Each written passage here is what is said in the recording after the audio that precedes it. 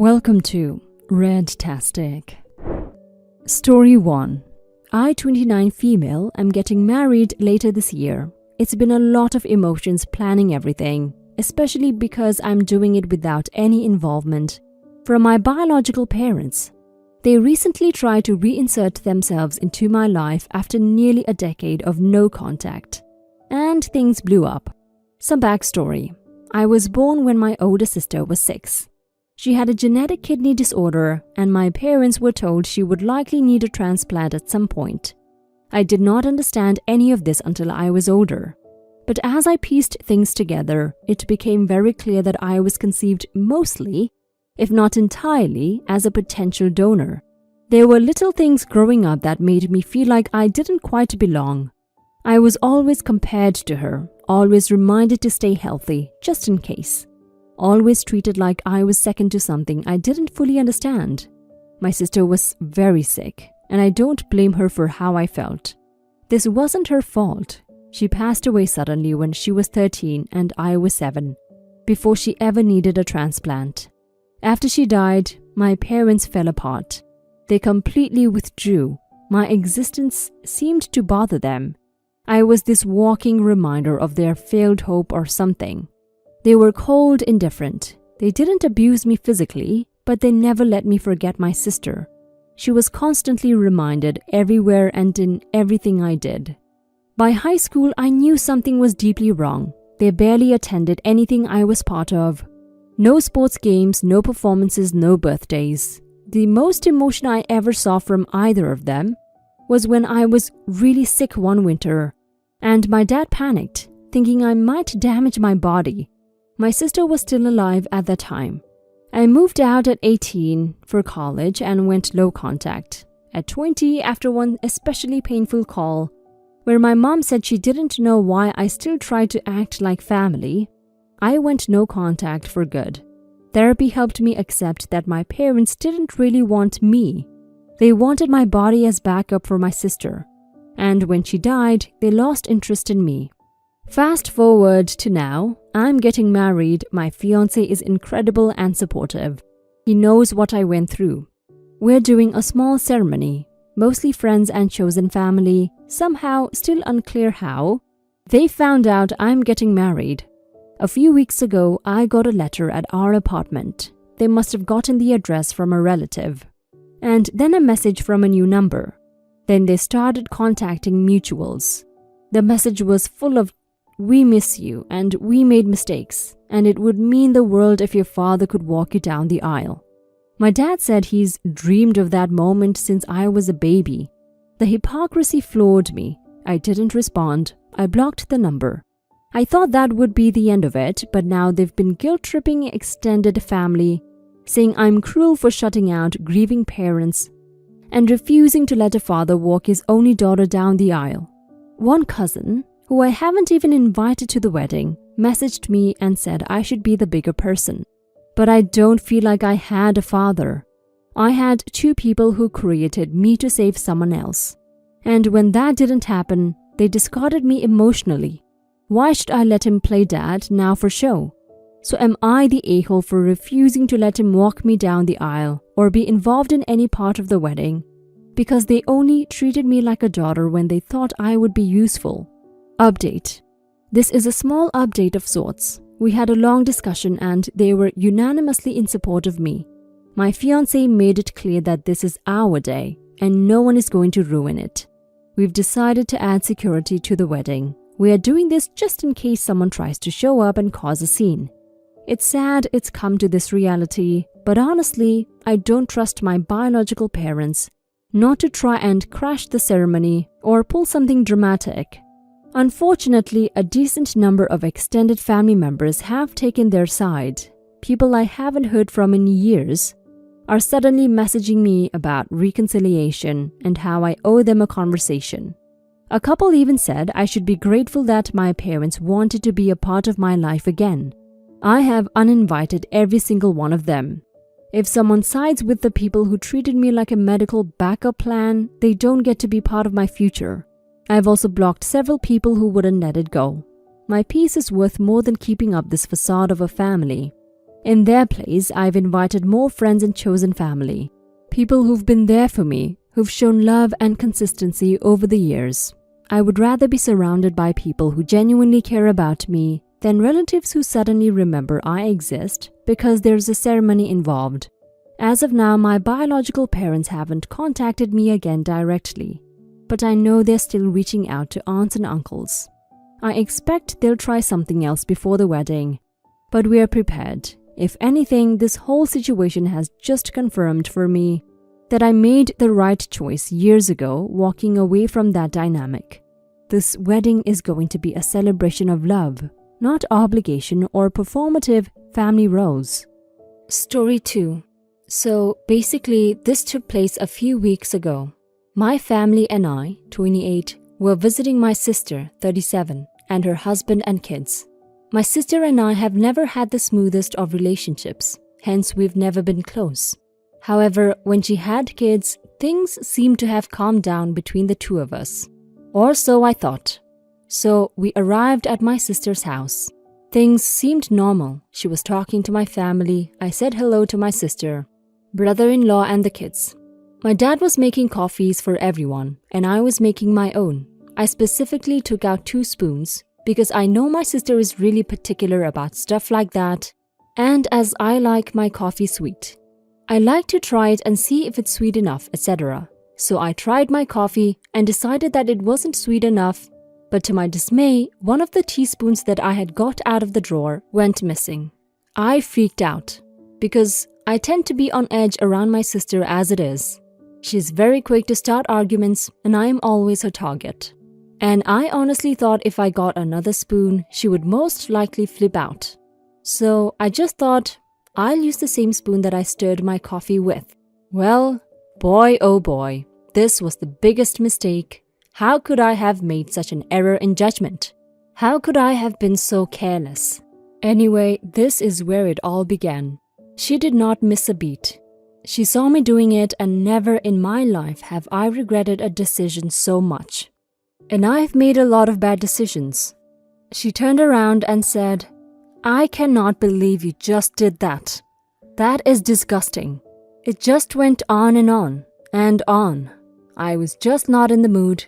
Plus, I was feeling really self-conscious at this point. So I said nothing. I walked right past her, went into my wallet, and took out all the coins I had, around $5, and put it on the table for her. Never had I ever seen such a disgusted glare. To better describe it, my sister's look on her face could have put Medusa to shame. To cut a very long story short, a massive argument ensued. She called me every name under the sun. I wasn't innocent in all of this. I definitely went off at her as well in the end. But I did manage to calm down when I saw how upset my niece was.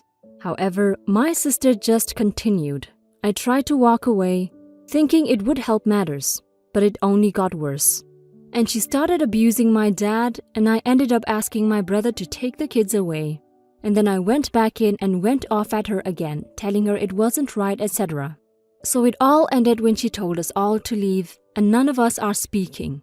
My niece was extremely upset because we were leaving, and my dad went up to her to say goodbye.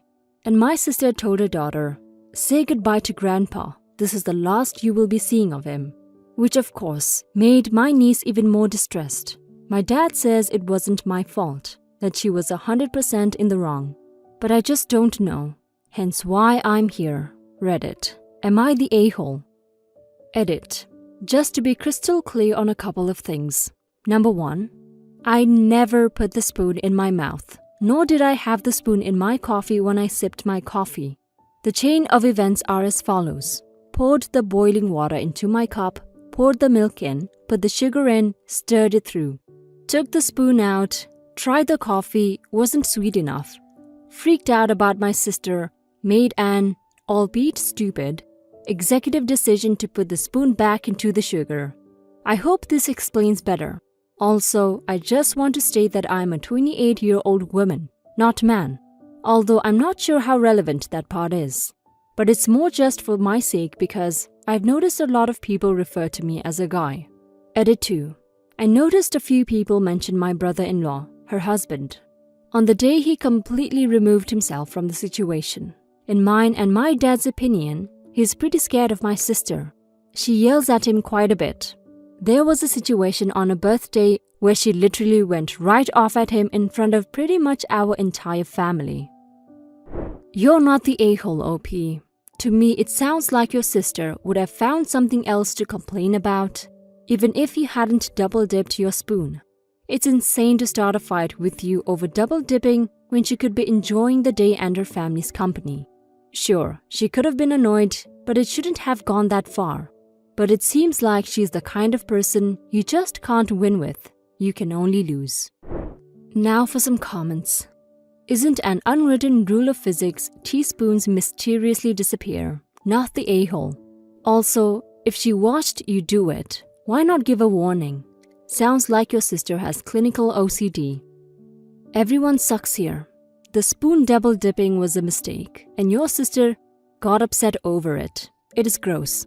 Instead of apologizing and moving on like normal people, you guys had to turn it into a giant fight. And it was both of you that did that. Maybe she did it 10 times worse. I don't know, I wasn't there. And maybe she's worse for starting it and not letting it go. But there would not have been this huge mess if you had not participated in it too.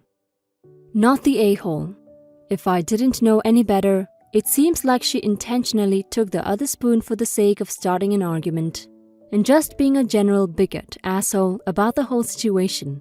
I agree with your dad and I suggest you make minimal contact with her. She seems unhinged and a big narcissistic bully. Story 3. So I recently had to tell my parents that they were no longer invited to birthday parties or Christmas for my kids. They're not happy about this, and my older kid mentioned that he would like them to come, but accepted my reasoning for them not being invited. I need to know if I'm being an asshole about this or if I'm right. I feel guilty, but at this point, I have to think of my other kids, and this is the only action I can take that will fix the issue we've had. The problem is that they only come to my oldest's parties and give him tons of crap, then and for Christmas. Christmas the last 4 years, my parents either didn't give my other two anything or gave them each a book. My second son started noticing last Christmas, and it was a really shitty feeling all around. It went as far as my mom giving my oldest something that was way too small for him and meant for someone my second son's age. Instead of thinking of my second son, she exchanged it for something else for my oldest. I told her it was crappy, showing that kind of favoritism, and she said that my husband's parents should be doing that for the younger two. They don't though.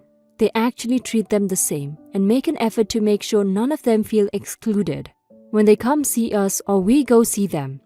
My parents know this, but it hasn't stopped them from pretty much acting like the other two don't exist 2 days a year. The rest of the year they're fine with them. We meet for dinner a few times a year, we go visit them, and my mom dotes on all of the kids like a regular grandma, but shit. Come birthdays or Christmas, it's a 180. I feel like I might be an asshole because my decision impacts my oldest son, because they won't be coming to see him for his birthday anymore. But I know I would be an asshole if I did nothing. And my younger two grew up knowing their grandparents only cared about the oldest on holidays.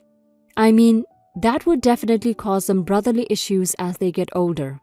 I don't want advice on what to do as I've made up my mind, but I'd like to know if I'm the a-hole. So when my parents eventually die, I will know if I should feel bad about this or be able to live with it. OP. Grandparents should treat their grandkids equally, not favor one and expect the other set to pick up the slack. Your younger kids have noticed the disparity, and of course, that's going to impact them. Their behavior is quite absurd.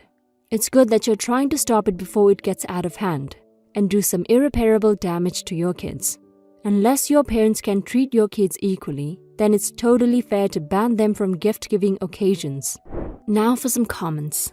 Not the a-hole. My grandmother was this way. I say she still is, but I don't have to see it since I blocked her and cut her out of my life.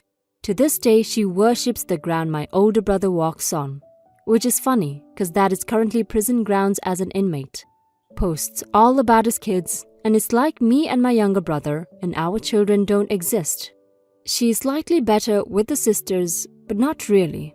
It feels terrible, but ultimately it's for the best to cut them off if they can't get with the program that you have more than one child. Not the a-hole. Your parents are in essence effing with your children. They are harming your children with their favoritism. Until they stop harming your children, they shouldn't be around them. Alternatively, you can say no more gifts, or only give cash gifts that you would then distribute equally in purchasing presents. It's just a weird situation,